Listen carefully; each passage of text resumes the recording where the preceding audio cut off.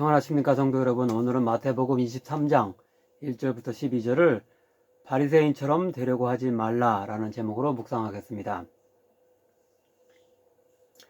23장에는 당시 유대교를 대표하던 바리새인들과 그들의 지도자였던 서기관들에 대한 예수님의 강력한 책망과 심판의 말씀이 나옵니다.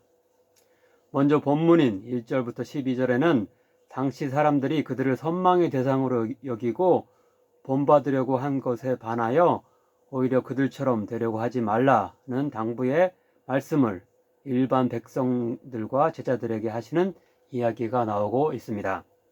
대표적으로 3절입니다. 그러므로 무엇이든지 그들이 말하는 바는 행하고 지키되 그들이 하는 행위는 본받지 말라. 이후 13절 이하에서는 화 있을진저 외식하는 서기관들과 바리새인들이여 라는 심한 비난조의 호칭을 연이어 사용하시면서 그들을 향해서 직접적으로 책망의 말씀을 하고 계십니다. 이제 먼저 왜 당시 유대인들이 바리새인과 그들의 대표자인 서기관처럼 되고 싶어 했는지 알아보도록 하겠습니다. 가톨릭 성경에 나오는 마카베오기 2장과 7장 등을 보면 율법에 헌신하는 이 또는 율법 학자라고 묘사되는 일군의 하시드인들, 곧 경건한 자 혹은 거룩한 자를 뜻하는 자들이 주전 167년경에 일어났던 마카비 혁명에 참여하여서 유대인들의 독립을 쟁취했다고 했는데요. 바리새인이란 구별된 자 또는 거룩한 자를 뜻하는 말로서 앞에 하시드인의 후예임을 자처했습니다. 그들은 하시드인과 마찬가지로 율법의 조예가 깊은 자들이었고 이 율법에 대한 전문성을 내세워 차츰 영향력을 확대해 나갈 수 있었습니다. 신약 성경에 기록된 또 다른 유력한 유대교 종파는 사두개파인데요.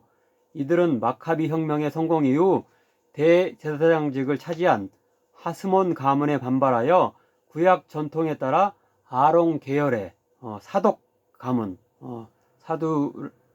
사두개파라는 말과 사독이라는 말이 앞쪽이 똑같죠. 그래서 사독 가문이 대제사장으로서의 정통성이 있다고 주장하는 자들로서 하스몬 왕가의 통치 기간을 제외하고는 대부분 제사장직을 독차지하면서 각 지역의 유지들이라고 할 수 있는 장로들과 더불어 당시 최고 의결기관인 사내들인 공회를 구성하는 가운데 사법적이며 정치적인 영향력까지도 가지고 있었습니다.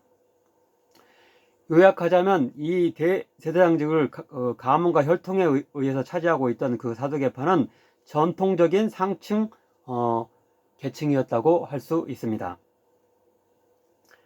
반면 바리새파를 이끌었던 율법교사 또는 서기관의 경우는 가문과 혈통보다는 율법에 대한 전문적 지식에 의해서 그 직분이 결정되었습니다. 물론 대제사장이나 제사장 가문의 자제도 율법 교사가 되었지만 평민 출신도 일정한 율법 교육을 이수하고 우수한 성과를 낸다면 얼마든지 율법 교사가 즉 서기관이 될 수 있었습니다. 실제로 예루살렘의 그 율법 교사 중에는 상인과 목수 그리고 천막 제조다 등이 있었고 유명한 힐렐이라는 그런 아주 율법 교사로서 유명한 힐렐이라는 분은 심지어 날품파리 출신이었다고 합니다. 따라서 백성들은 자신들에게도 기회를 주는 바리새파를 더 지지했으며 그런 백성들의 전폭적 지지 속에 주전 76년에서 67년에 통치한 알렉산드리아 여왕 시기에는 바리새파의 지도자였던 율법교사 그 서기관도 기존의 대제사장과 그리고 장로와 함께 사내들인 공회에 참여할 권한을 얻기 시작했으며 이후 예수님 당시에는 사두개파보다도 더 막강한 세력을 형성했습니다. 즉 바리새파는 신흥 상층 계층이라고 할 수 있습니다. 예, 아까 말했던 사두개파는 그 전통적인 과거의 옛 상층 계층이고 바리새파는 신흥 상층 계층이었다고 할 수 있습니다. 바리새파와 율법교사가 그 백성을 지지를 받은 또 다른 이유는 구약 모세 오경에 나오는 제사장에 대한 정결 규정과 음식 규정들을 일반인들에게도 확대 적용하여 그들 역시 거룩한 삶을 살도록 독려했다는 점입니다. 예를 들어 그들이 출애굽기 30장에 나오는 제사장이 성막에서 손발을 씻는 규정을 일반인에게도 적용하여 식사 때에 일반인이 손을 씻도록 하는 것을 마태복음 15장에서 확인할 수 있습니다. 그 밖에도 그들은 금식과 기도, 구제, 11조 등에 관한 매우 상세한 규정들을 만들어서 일반인들이 일상 가운데 신앙을 실천할 수 있도록 이끌었습니다.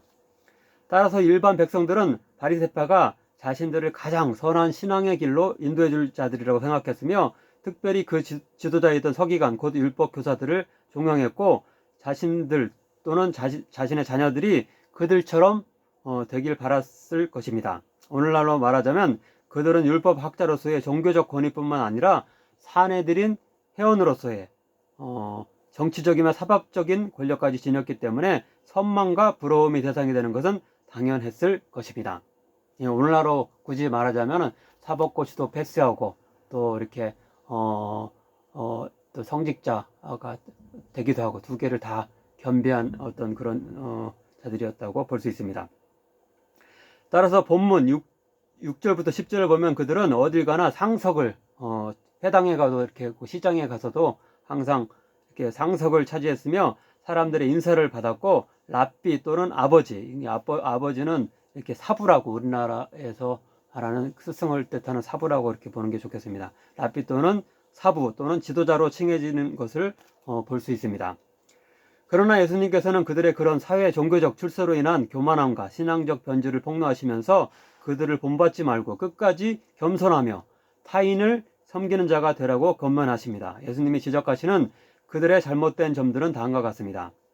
첫째로 2절, 3절을 보면 그들은 올바른 말은 하지만 자신들은 행하지 않습니다. 둘째로 5절을 보면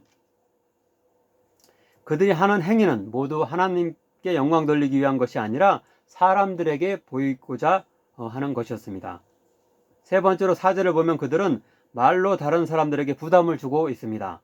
아마도 그들은 구약 율법에 근거하여 이런저런 신앙적 행동을 할 것을 가르쳤을 것인데 그것은 자신도 감당하지 못할 것을 과도하게 다른 사람들에게 꼭 지켜야 할 일처럼 강요했을 것입니다. 마지막 네 번째로 6절부터 10절을 보면 그들은 우리 인간은 누구나 형제와 같이 동등한 존재이며 오직 성부 하나님과 성자 예수 그리스도만이 우리보다 높은 존재인데 여기 이렇게 보면은 우리 성부 하나님만이 우리의 진정한 아버지시고 예수 그리스도만이 이렇게 진정한 지도자라고 하고 우리 다른 이들은 모든 인간은 형제라고 이렇게 나와 있습니다. 그런데 마치 자신들이 우월한 것처럼 행세하는 잘못을 범하고 있었던 것입니다. 결론적으로 11절, 12절은 그들과 같이 좀 성공했다고 교만에 빠지는 잘못을 범하지 말고 끝까지 다른 사람들을 섬기는 자세를 유지하는 일이 천국 백성다운 모습임을 교훈하고 있습니다. 너희 중에 큰 자는 너희를 섬기는 자가 되어야 하리라. 누구든지 자기를 높이는 자는 낮아지고 누구든지 자기를 낮추는 자는 높아지리라. 아무쪼록 우리도 다른 사람들이 못 이룬 대단한 일을 나 자신의 그 정당한 노력과 능력을 통해 이뤘다고 해서 타인을 지배하려 들며 교묘히 이용하려 드는 자들이 아니라 그 성취를 다른 이들을 더 잘 섬기는데 사용하는 참 신앙인이 되어서 천국에서 칭찬받고 높임받는 자들 되길 간절히 바랍니다. 기도하겠습니다. 사랑의 하나님, 서기관과 바리새인의 교만한 모습, 꼰대와 같은 모습을 반면교사 삼을 수 있도록 하시니 감사드립니다. 세상 사람들처럼 내가 잘나고 정당하게 성취한 것이라고 해서 마음대로 행하는 자 되지 않게 하소서. 또한 신앙적 지식과 연륜이 많다고 하더라도 다른 이들을 가르치는 일에 신중을 기하며 지적질을 하지 않도록 자제력을 주소서. 아무리 올바른 말이라 할지라도 상대방의 마음과 상황을 배려하며 조심할 수 있게 하시고 먼저 도우며 섬기는 데서 더 기쁨을 누리는 자 되게 하소서. 예수님의 이름으로 기도하옵나이다. 아멘.